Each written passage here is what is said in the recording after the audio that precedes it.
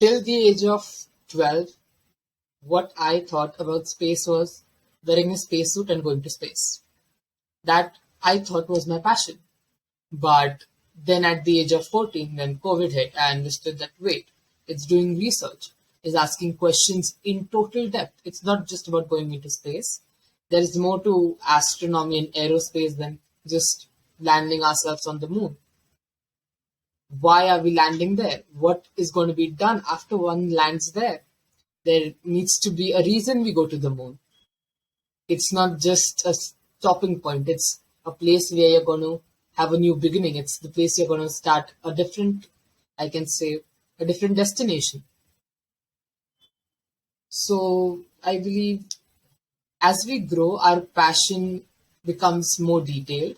And see, I believe there are people who are able to develop the ability of continuously acquiring new and better knowledge.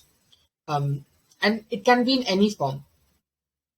And knowledge, if not used in practical life or not used to work, it is not going to have any such big motives in the society. But whereas if it is used properly, it can literally spark new interests, not only in ourselves, because we are also rediscovering ourselves. We are still, I can call ourselves children or young adults. We are still understanding who we are. And one of the biggest questions of astronomy is who we are we alone? So I guess it's a never ending path, and one should never restrict themselves.